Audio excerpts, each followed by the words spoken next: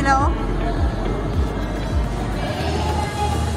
Bakit napuntan din nila dito? Siguro, bulakting ko sila dito. Dikit sa mga dagko, baka nangunong yun sila oh. Oo, kaya na rin ang 100 kilos pa.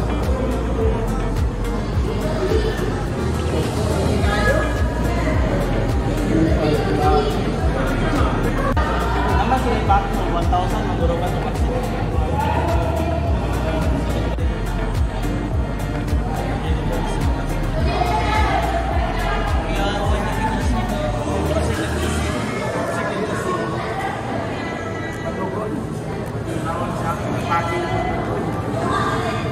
Yun ta, sa dagko lapu-lapu eh.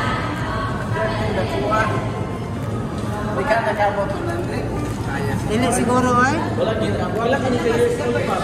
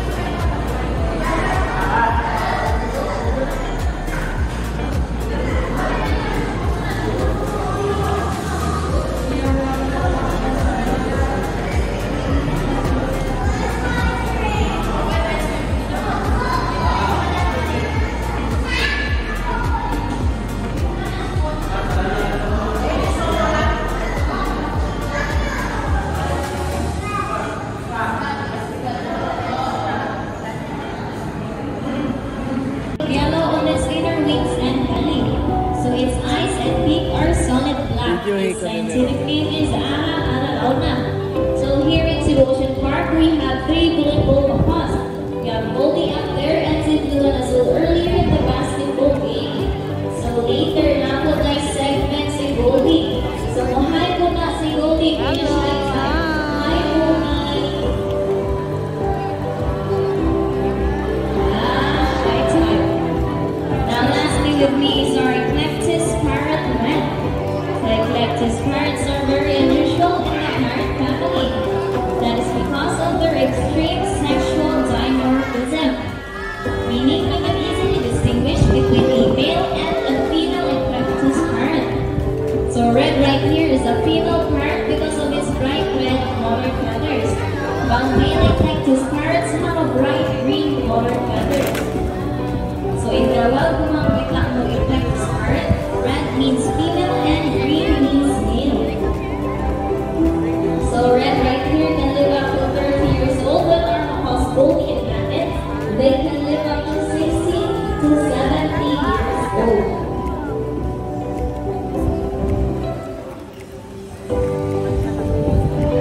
Now lastly, did you know that parrots are monogamous? Meaning they only have one partner their entire lifetime. Sana all. And that is it for different kinds of parrots here in Cebu Ocean Park. We have our Eclectus parrot. They are primarily white with black beaks, with a distinctive sulfur yellow crest. So this is their crest. And yellowish underside wings. So its scientific name is Kakatua margarita. Now up next is our umbrella cockatoo Nigel right there with Junior Andre. Also known as the white cockatoo or the great white crested cockatoo. So they are distinguishable from other white cockatoos because of their woolly white crest that raises up like an umbrella. So its scientific name is Kakatua alba.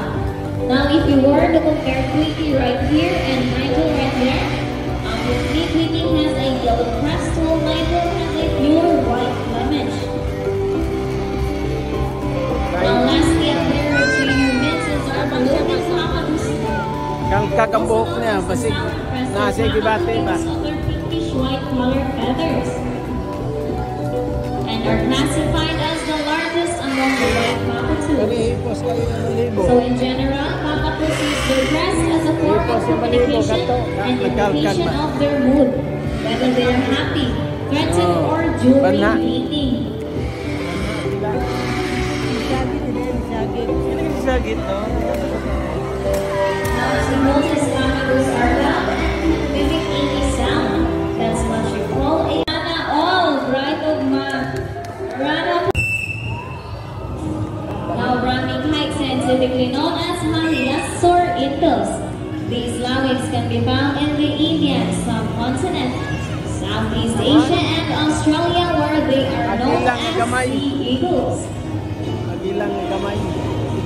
So their preferred habitats are wetlands.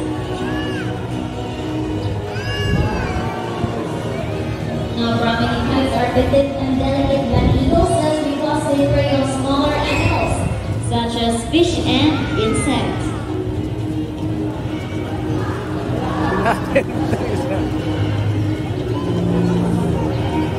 So, if familiar mo na ang bird na siyang bird na nasa show ni Kuya Kim, na matang lawid.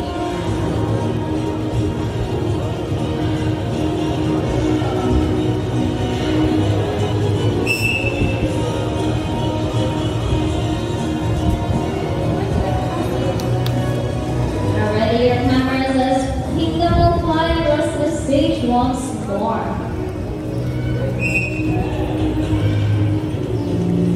And there you go for our Brahmini kite kingdom, altitude and location. Local. And there you go for our raptors and our homing.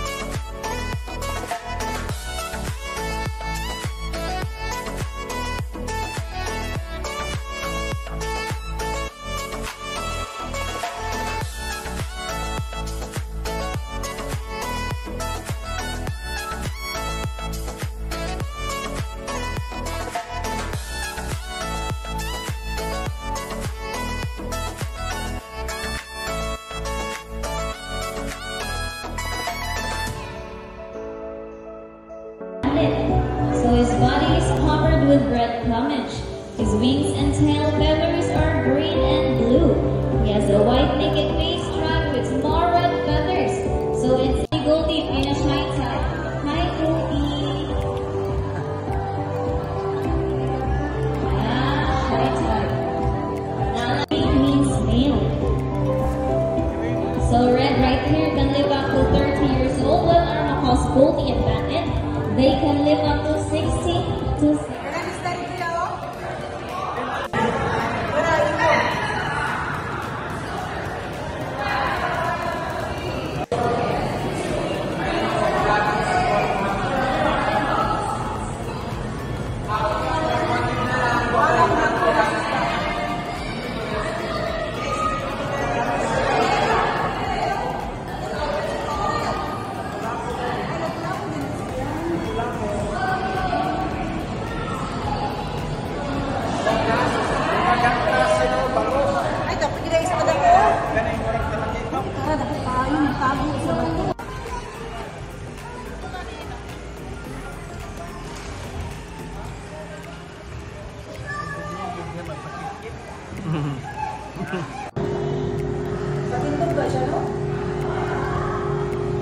Kanya, duk yun na.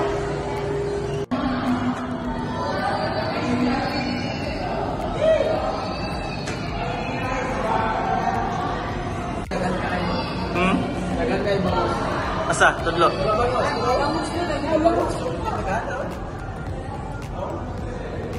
Pagi. Pagi, tudlo, tudlo. Pagi banubon.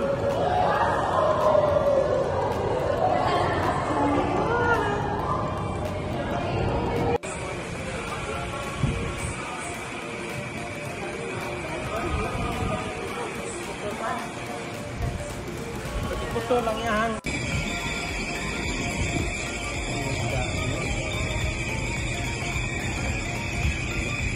Labayan, apa na?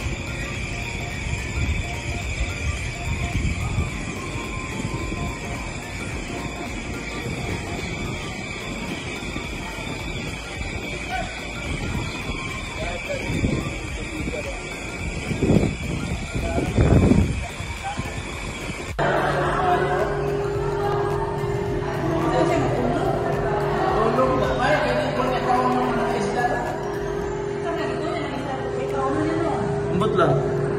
Sa isda. Hindi na sa'yo, para mo sa babaw.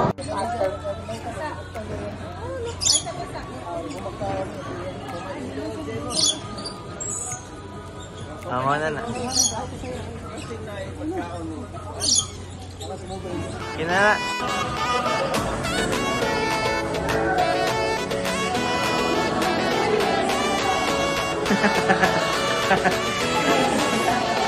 Tama lang tayo, tama.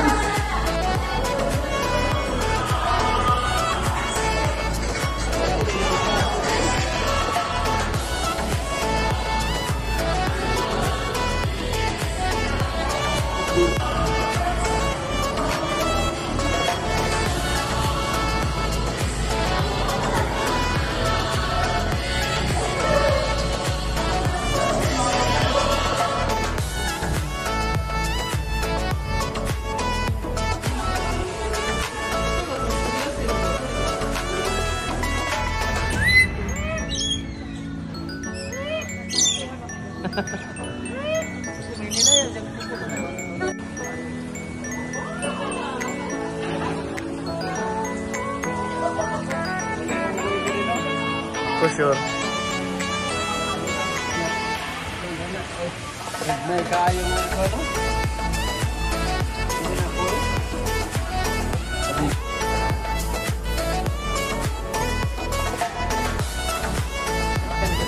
Sila nga tabi ni Gizia, pero lagi kayang tabi nila sa green.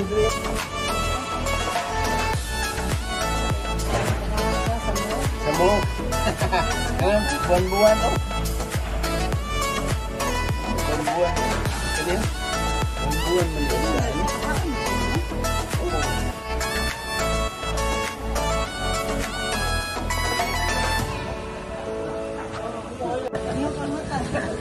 Patay. Parang Kamot na dyan, kamot.